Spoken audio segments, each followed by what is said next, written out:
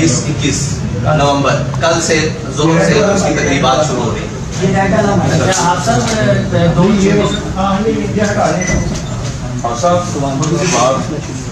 मुल्की सियासत को इस वक्त जो सूरत हाल है, महंगाई, बेरोजगारी, बिजली, पेट्रोल, बेयकीनी की सूरत हाल है, सियासी अदम इस्तेकाम है, डॉलर रुक नहीं रहा, इस पर आपकी जमात का मौक़िफ़ क्या है?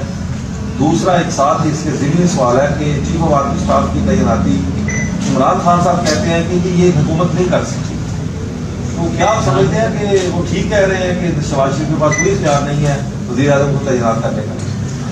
आपने मुल्क के अंदर महंगाई, बेयकीनी की जो सूरत हाल की बात की है, वो ये मुल्क उसी वक्त सीधे राह पर चल सकता है जिस मकसद के लिए इस मुल्क को बनाया गया है।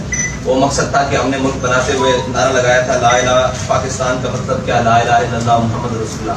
लेकिन 70 साल उसी नारे के साथ गद्दारी हो रही है।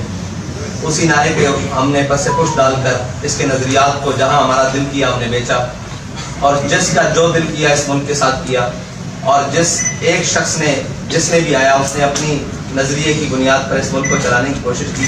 ये मुल्क पाकिस्तानी अवाम का है, ये मुल्क इसमें बसने वाले 95% इस्लामियान है और इस्लामियान पाकिस्तान है। तो इस मुल्क को जिन नज़रियात की बुनियादों पर हासिल किया गया था, जब तक उन पर नहीं चलाया जाता तो ये मुल्क कभी अपने ट्रैक पर वापस नहीं आ सकता। और दूसरी आपने बात की कि आर्मी चीफ की तैनाती, ये सवाल पहले भी हो चुका। हमने कहा था कि ये उनके इदारे का मसला है कि वो जिसको आर्मी चीफ लाना चाहें सेनेटरी की बुनियाद पर या काबिलियत की बुनियाद पर, ये उनके इदारे का मसला है।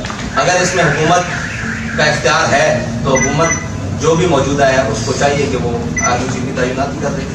अच्छा आप साहब, दो मुख्तसर से सवाल है। तो ये कि आपकी राय में मौजूदा सिपा सलार का बड़ा आधा, आप चूँकि वो जा रहे हैं अलविदाई मुलाकातें के लिए मुख्तलिफ कोर्ट में जा रहे हैं, तो उनका जो टेन्योर है उसको हाफिज़ साहब रिजवी, अमीर लबैक किस तराजू में देखते हैं? क्योंकि आपकी बात, आपकी स्टेटमेंट बनी है। और तीसरा सवाल का जवाब लेने एक काफ़ी आपका सवाल हर दफ़ा बहुत सारे ले जाते हैं नहीं, जितना भी सख्त हो जवाब ले लें। तहरीक लब्बैक पाकिस्तान की हैसियत अमीर आर्मी चीफ का एक ज़र्रे बराबर भी कसर नहीं है। तहरीक लब्बैक पाकिस्तान के हैसियत अमीर साद रिजवी की रिहाई में सारा किरदार तहरीक लब्बैक के कारकुनों का है, ठीक है। दूसरी बात यह है कि आपने दूसरा सवाल इस तराजू में था जो उनका रहा है सिपा सलार ओवरऑल सरहदों की हिफाजत के लिए मिशन को बेहतर बनाने। नहीं, वो तो बड़ा अजीब है। कश्मीर की फरोख्त इसी टेन्योर में हुई है।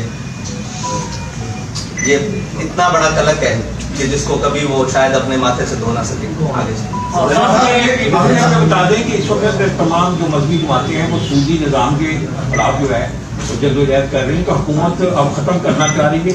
तो ये संजीदा आपको नजर आ रही है कि ये कोई बीच में अगर हुकूमत संजीदा हुई तो उसकी संजीदगी सामने आ जाएगी। अभी तक तो बयानबाजी की हद तक ही है, हम उस वक्त का इंतजार कर रहे हैं। बहुत जानते हैं क्या जनरल बाजवा वाकई जा रहे हैं?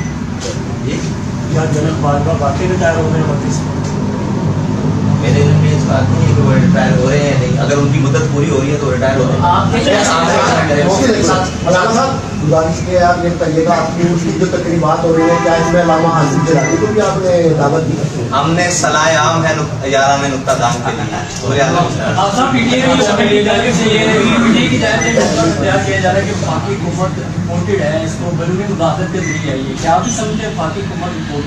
और दूसरा वो उनका ये है कि फौरी इलेक्शन जो है, क्या फौरी इलेक्शन के हक में आप भी चाह रहे हैं कि फौरी इलेक्शन हो? मैं तो 70 से बाद बनने वाली तमाम हुकूमतों को इम्पोर्टेंट कहता हूँ, समेत इमरान खान के। इलेक्शन के वाले से आप भी हिमायत करते हैं कि फौरी इलेक्शन इलेक्शन अपने वक्त पर होने चाहिए जो वक्त है।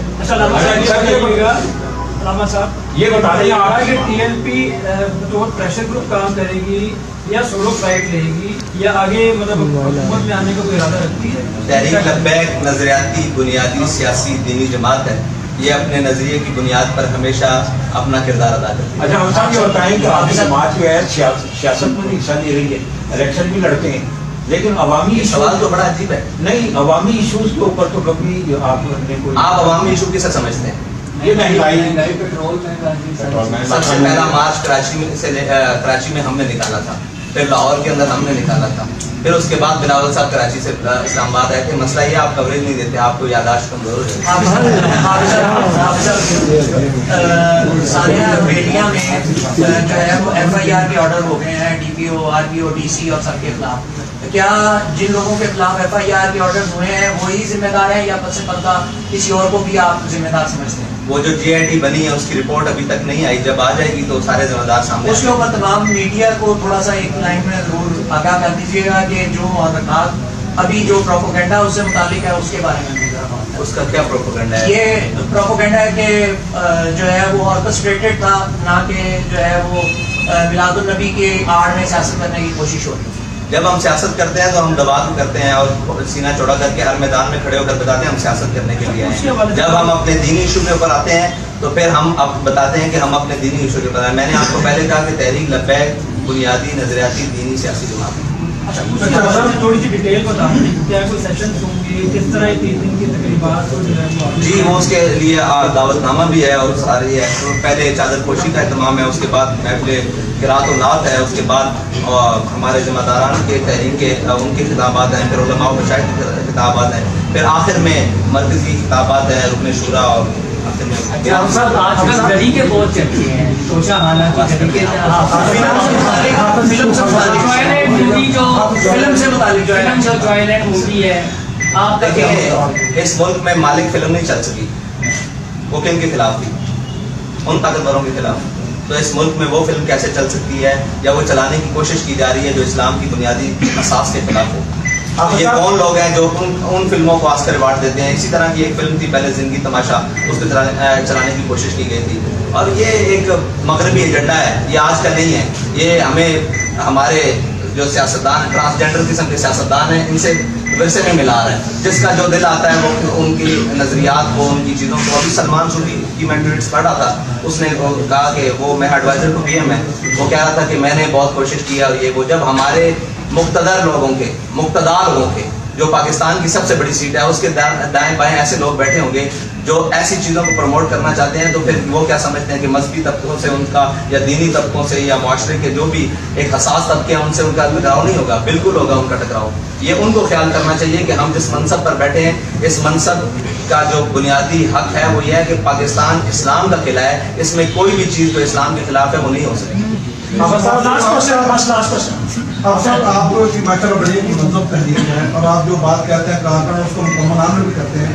یہ پیر روزہ جو آپ کا عرس ہو رہا ہے اس پہ یہ راستے باندھ رہے ہیں آپ، تو کیا اس کے لیے آپ نے انتظامیہ سے کوئی NO سے لیا ہے یا اس کے متبادل آپ نے کچھ ارینج کیے ہیں یا یہ بس اپنے طور پہ یہ سارا ہوگا؟ اور یہ راستے عوام کو بھی کافی تکلیف ہوتی ہے سب اس حوالے سے یا یہ راستے بند ہوتے ہیں، ہم اس کا کوئی متبادل یا اچھا آپ کے پاس؟